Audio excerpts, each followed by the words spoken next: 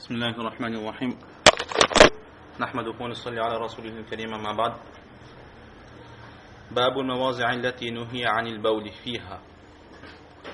Le chapitre dans lequel nous verrons les endroits où le saint prophète sallallahu alayhi wa sallam nous a interdit d'accomplir nos besoins.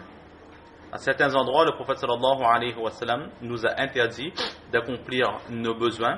C'est le chapitre que nous voyons aujourd'hui. وبه قال حدثنا قتيبة بن سعيد قال حدثنا إسماعيل بن جعفر عن العلاء بن عبد الرحمن عن أبيه عن أبي هريرة رضي الله تعالى عنه وعنهم أجمعين قال إن النبي صلى الله تعالى عليه وعلى آله وسلم قال اتقوا اللاعنين قالوا وما اللاعنان يا رسول الله قال صلى الله عليه وسلم الذي يتخلى في طريق الناس أو ظلهم.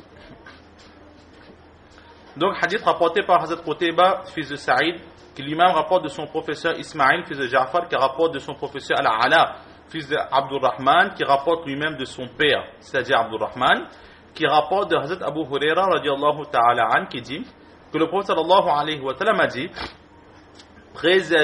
préservez-vous des deux malédictions. Les compagnons ont questionné le saint prophète sallallahu alayhi wa sallam, ô prophète d'Allah, quelles sont ces deux malédictions?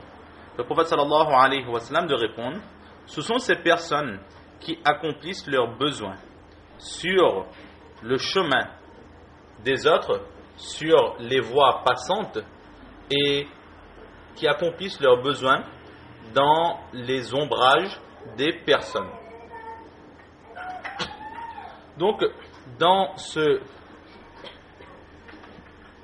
hadith, le prophète sallallahu alayhi wa sallam, il nous interdit, il nous dit de nous préserver des deux malédictions, al-la'inayn. Alors, nous pouvons traduire le mot la'inayn de trois façons différentes. La première façon, c'est que le prophète sallallahu alayhi wa sallam nous demande de nous préserver de deux actions qui amèneront sur nous automatiquement la malédiction. La malédiction de qui? La malédiction des autres.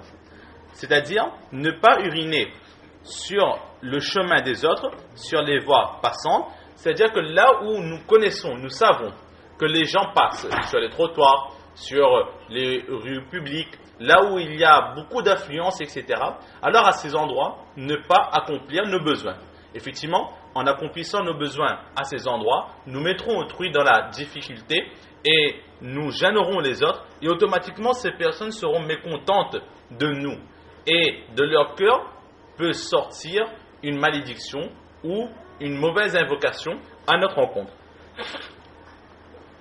Un exemple très simple, en marchant sur les trottoirs de la rue, etc., très souvent il nous arrive de rencontrer des crottes de chiens. Ou encore, nous marchons et nous voyons un chien errant qui accomplit ses besoins. Alors, comment est-ce que nous n'aimons pas cette action? Et par rapport à l'odeur, par rapport à la vision de ceci, par rapport à nos vêtements, attention de nous salir nos chaussures, etc. Alors, nous serons obligés de changer de trottoir, de faire un détour, etc. Et cela nous importunera énormément. De la même façon, lorsque l'être humain agit ainsi, alors cela causera des difficultés à autrui. Comme parfois, nous voyons des personnes qui urine dans un coin de rue, qui urine sur le mur de la maison d'une personne, de le garage d'une personne, etc.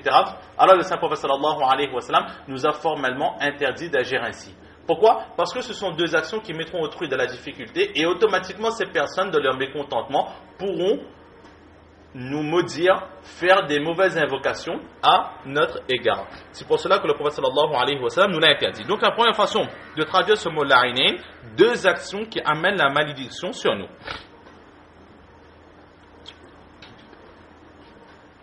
Ou encore, nous pouvons traduire de cette façon, préservez-vous de ces deux actions dans lesquelles l'auteur est maudit. C'est plus souvent la même traduction, c'est la formule qui va changer. De la même façon, c'est-à-dire que uriner dans les chemins et aussi à l'ombre qui est utilisée par les autres personnes, en urinant ainsi, en accomplissant nos besoins, automatiquement, celui qui fait cette action sera maudit. Donc, en d'autres termes, préservez-vous d'être maudit. La seconde traduction, c'est quoi? Préservez-vous d'être maudit. La première traduction, préservez-vous de ces deux actions qui amènent sur vous la malédiction. Et la seconde traduction, nous dirons, préservez-vous d'être maudit en accomplissant ces deux actions. Ou encore, la troisième traduction, préservez-vous de ces deux actions maudites. Préservez-vous de ces deux actions maudites. Donc là, le prophète sallallahu alayhi wa sallam, il nous a interdit. Alors, la première interdiction, c'est quoi? Alladhi yatakhalla, celui qui accomplit ses besoins. Yatakhalla ici, la traduction littérale sera celui qui se retire. Qui se retire pourquoi? Pour accomplir ses besoins. C'est pour cela que nous traduirons celui qui accomplit ses besoins. Pourquoi est-ce que le prophète sallallahu alayhi wa sallam nous a interdit? Car en agissant ainsi, en urinant sur le lieu de passage des autres et dans les lieux d'ombrage, zillihim, les lieux d'ombrage, là où nous savons que les gens s'assoient pour prendre de l'ombre. Par exemple, un jardin public, dans ce jardin il y a un arbre et nous savons qu'il y aura forcément des personnes, des femmes, des enfants, des hommes qui iront prendre l'ombre de cet arbre, s'asseoir, se reposer sous cet arbre. Si quelqu'un va uriner à cet endroit, alors automatiquement les personnes qui ont l'habitude de se reposer à cet endroit seront mécontentes de ces personnes. Alors, la raison pour laquelle le prophète sallallahu alayhi wa sallam nous a interdit cette action, c'est que tout simplement nous mettons autrui dans la difficulté et cela est contraire à l'éthique du musulman. Le musulman, c'est celui qui a le meilleur des comportements, qui ne met pas autrui dans la difficulté.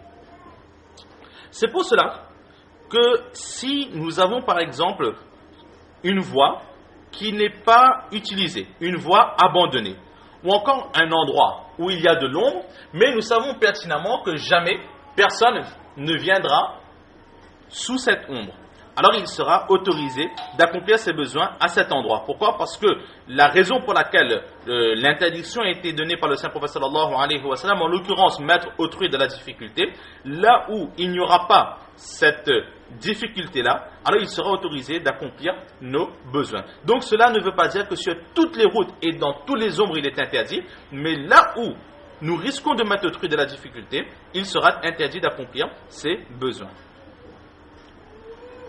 C'est pour cela que certaines personnes ont fait ce rapprochement, cette déduction, qu'ici le prophète sallallahu alayhi wa sallam, qu'est-ce qu'il a dit? De ne pas uriner sur les lieux de passage et de ne pas uriner là où il y a de l'ombre, là où les personnes utilisent l'ombre.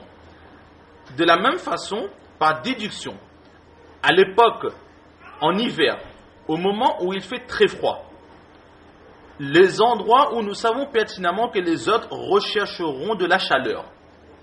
Les endroits où les autres rechercheront de la chaleur. Nous avons un endroit propice où on peut s'asseoir par exemple, on peut se reposer, et là il y a quelques petits rayons de soleil qui nous réchauffent. Nous savons que les gens aiment bien aller à cet endroit-là, en hiver. Alors à ce moment, il sera aussi interdit d'uriner à cet endroit.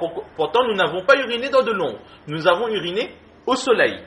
Mais étant donné que la raison pour laquelle il y a eu cette interdiction, c'est-à-dire mettre autrui de la difficulté, nous le retrouvons ici, c'est pour cela qu'il sera aussi interdit d'uriner, d'accomplir ses besoins là où les personnes se réchauffent en hiver. Donc en résumé, à chaque fois que nous mettrons autrui dans la difficulté à cause de nos besoins, cela sera interdit. Le prophète sallallahu alayhi wa sallam nous l'a forcément interdit. Avant de continuer, le titre de ce chapitre était les endroits où le prophète sallallahu alayhi wa sallam nous a interdit d'uriner. Al-Bawl, c'est l'urine. Mais si nous regardons vraiment, alors le mot takhalla signifie accomplir ses besoins, c'est-à-dire les selles. Et dans le hadith que nous avons, donc le terme employé, c'était le prophète sallallahu alayhi wa sallam nous a interdit d'accomplir nos selles dans ces deux endroits-là. Donc entre le hadith présenté et le titre mis en évidence par l'auteur, il n'y a pas de connexion. L'urine est une chose et les selles est quelque chose de différent. Alors là, les commentateurs de hadith, ils donnent des réponses. Deux réponses qui sont données. La première réponse, c'est que l'auteur a fait une déduction. Il s'est dit que si il est interdit d'accomplir les selles, alors automatiquement, il sera interdit d'accomplir aussi de faire ses urines à ces endroits-là. Cela sera makruh. Ou encore, la seconde réponse, c'est qu'en général, lorsque une personne a ses selles, il accomplit ses selles, automatiquement, il va uriner. Donc, ici, le mot est très général et l'interdiction s'applique aussi pour les urines comme pour les selles. Donc, voilà à peu près ce que nous pouvons dire sur ce premier hadith dans ce chapitre.